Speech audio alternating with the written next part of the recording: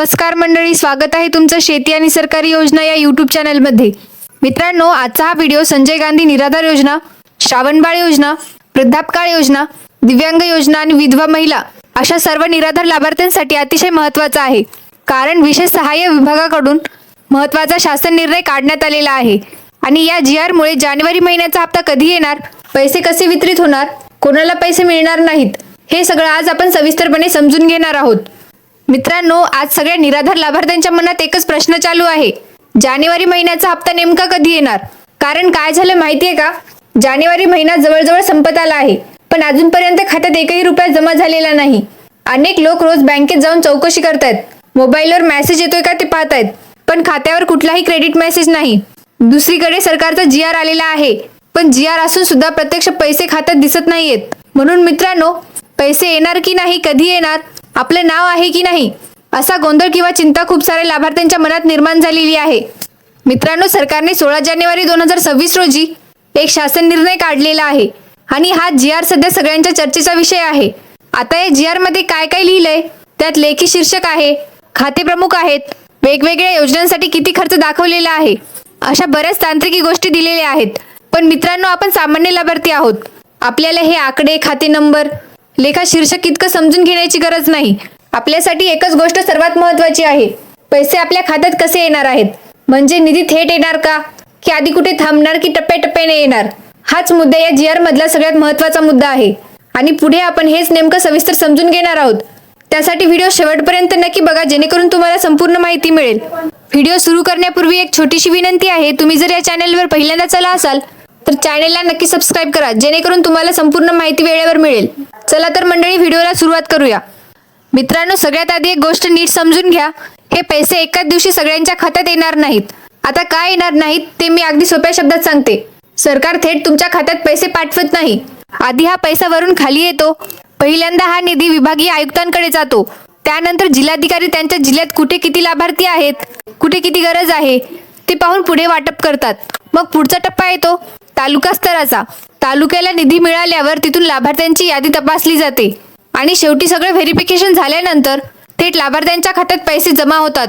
म्हणजे मित्रांनो, हा पैसा एकदम उडत येत नाही, तो टप्प्याटप्प्याने विभाग, जिल्हा, तालुका, लाभार्थी अशा पद्धतीने येतो। म्हणूनच काही लोकांच्या खात्यात पैसे आधी येतात आणि काही लोकांना थोडा उशीर लागतो। मित्रांनो, एक गोष्ट आधी स्पष्ट करून घेऊया, 16 जानेवारीला शासन निर्णय आला म्हणजे त्याच दिवशी पैसे खात्यात येतीलच असं नाही। GR येणं आणि पैसे जमा होणं या दोन वेगवेगळ्या गोष्टी आहेत। शासन निर्णयानुसार निधीची प्रक्रिया सुरू झालेली आहे आणि सरकारने स्पष्ट केलं आहे की 30 जानेवारी 2026 पर्यंत सर्व पात्र लाभार्थ्यांच्या खात्यात 100% पैसे जमा होतील। यामध्ये कोण कोण समाविष्ट आहे ते नीट लक्षात घ्या। संजय गांधी निराधार योजनेचे लाभार्थी, श्रावणबाळ योजनेचे लाभार्थी, वृद्धापकाळ योजनेचे लाभार्थी, दिव्यांग बांधव योजनेचे लाभार्थी आणि विधवा महिला लाभार्थी।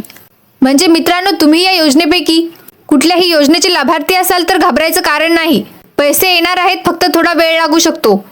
मित्रांनो, आता इथे मी सांगणार आहे सगळ्यात महत्त्वाचा भाग, कारण या गोष्टी लक्षात ठेवल्या नाहीत तर सरकार पैसे पाठवून सुद्धा तुमच्या खात्यात पैसे जमा होणार नाहीत।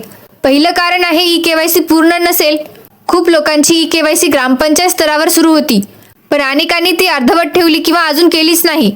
अशा लोकांनी थेट आपल्या तालुका कार्यालयात जाऊन EKYC पूर्ण करून घ्यायची आहे। EKYC नसली तर नाव यादीत असून सुद्धा पैसे अडकतात। दुसरं कारण आहे आधार कार्ड बँक खात्याला लिंक नसेल। आज सरकारची कोणतीही योजना असो, आधार लिंक नसला तर खात्यात पैसे येतच नाहीत। म्हणून खात्याला आधार लिंक आहे की नाही हे एकदा नक्की तपासा। तिसरं आणि खूप महत्त्वाचं कारण आहे आधार कार्ड अपडेट नसेल। जर तुमच्या आधार कार्डला 5 वर्षांपेक्षा जास्त काळ झाला असेल आणि अपडेट केलेलंच नसेल तर मोठा प्रॉब्लेम होतो, कारण आधार निष्क्रिय झाला तर कोणत्याही सरकारी योजनेचा लाभ मिळत नाही। म्हणून मित्रांनो, आधार अपडेट, EKYC आणि बँक लिंक या 3 गोष्टी वेळेत केल्या तर तुमचा पैसा अडकणार नाही। काहींना पैसे आधी, काहींना उशिरा का? मित्रांनो, अनेक जण विचारतात की शेजाऱ्याच्या खात्यात पैसे आले, माझ्या खात्यात का नाही? याचं कारण अगदी सोपं आहे, कारण निधी वाटप तालुका आणि जिल्हा पातळीवर टप्प्याटप्प्याने होत असतं। जिथे लिस्ट आधी क्लिअर होते तिथे पैसे आधी जातात। म्हणूनच उशीर झाला याचा अर्थ नाव कापलं असं नाही। बँकेत वारंवार जाण्याची गरज आहे का? मित्रांनो, दररोज बँकेत जाऊन विचारणा करणं खरं तर आवश्यक नाही, कारण पैसे थेट खात्यात जमा होतात। बँक कर्मचारी वेगळं काही करू शकत नाहीत। खात्यात पैसे आले तर मोबाईलवर मेसेज येतो किंवा पासबुक अपडेट केल्यावर कळतं. नाव यादीत आहे की नाही ते कसं तपासायचं? मित्रांनो, जर तुम्हाला खात्री करायची असेल की तुमचं नाव यादीत आहे की नाही, तर तालुका कार्यालयात चौकशी करा किंवा ग्रामसेवक किंवा तलाठी यांच्याकडे विचारणा करा. फोनवर अफवा ऐकण्यापेक्षा अधिकृत ठिकाणी चौकशी करणं महत्त्वाचं आहे. खाते बदलले असेल तर काय करायचं? मित्रांनो, काही लाभार्थ्यांनी मागील वर्षी बँक खाते बदललेलं असतं, पण नवीन खात्याची माहिती योजनेत अपडेट नसेल तर पैसे जुन्या खात्यावर जातात किंवा अडकतात. म्हणून खाते बदललं असेल तर तालुका कार्यालयात नोंद अपडेट करा. मोबाईल नंबर अपडेट असणं का महत्त्वाचं? मित्रांनो, खूप जणांचा मोबाईल नंबर बदललेला असतो, पण योजना प्रोफाईलमध्ये जुनाच नंबर असतो. म्हणून पैसे आले तरी मेसेज येत नाही आणि गोंधळ वाढतो. म्हणून मोबाईल नंबर अपडेट असणं गरजेचं आहे. एकाच कुटुंबात 2 लाभार्थी असतील तर? मित्रांनो, काही घरांमध्ये आई वडील किंवा पती पत्नी दोघेही वेगवेगळ्या योजनेचे लाभार्थी असतात. अशा वेळी पैसे एकाच वेळी येतील असं नाही. एकाचा हप्ता आला, दुसऱ्याचा थोडा उशिरा येऊ शकतो. अफवांवर विश्वास ठेवू नका. मित्रांनो, सोशल मीडियावर खूप अफवा फिरत असतात. योजना बंद झाली, नाव कापलं, पैसे येणार नाहीत. पण जोपर्यंत अधिकृत GR आहे आणि प्रक्रिया सुरू आहे तोपर्यंत अशा अफवांवर विश्वास ठेवू नका. कोणती चूक सर्वात जास्त पैसे अडवते? मित्रांनो, सगळ्यात जास्त पैसे EKYC अपूर्ण असल्यामुळे अडतात. लोक आधार कार्ड लिंक आहे म्हणून निश्चिंत राहतात, पण EKYC नसेल तर पैसे थांबतात. शेवटच्या तारखेपर्यंत पैसे आले नाही तर काय? मित्रांनो, 30 जानेवारीपर्यंत पैसे आले नाहीत तर घाबरायचं नाही. आधी EKYC आधार बँक लिंक तपासा, नंतर तालुका कार्यालयात अर्जाची स्थिती विचारणा करा. बहुतेक वेळा छोटी तांत्रिक चूक असते.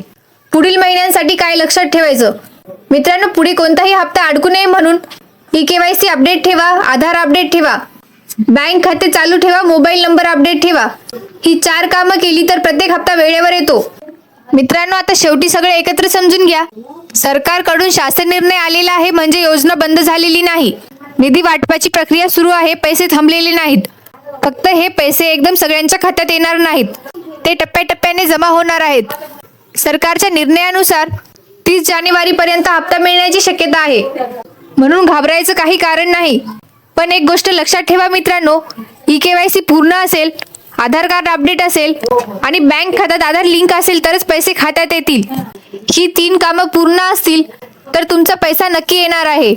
मित्रांनो, अशाच प्रकारच्या सरकारी योजना, शेतीविषयक अपडेट्स आणि महत्त्वाचे सरकारी निर्णय सर्वात आधी आणि सोप्या भाषेत पाहायचे असतील तर शेती आणि सरकारी योजना या YouTube चॅनेलला नक्की सबस्क्राईब करा आणि बाजूला दिलेला बेल आयकॉन दाबायला विसरू नका. आणि मित्रांनो, जर तुम्हाला दररोज तुमच्या मोबाईलवर शेती आणि सरकारी योजनांचे थेट अपडेट्स हवे असतील तर आमच्या WhatsApp ग्रुपला नक्की जॉईन करा. WhatsApp ग्रुपची लिंक डिस्क्रिप्शनमध्ये दिलेली आहे. फक्त लिंकवर क्लिक करा आणि आमच्या WhatsApp ग्रुपमध्ये जॉईन व्हा. मित्रांनो, आजचा व्हिडिओ इथे संपतो. पुन्हा भेटूया पुढच्या महत्त्वाच्या अपडेटसह. तोपर्यंत धन्यवाद. जय हिंद, जय महाराष्ट्र.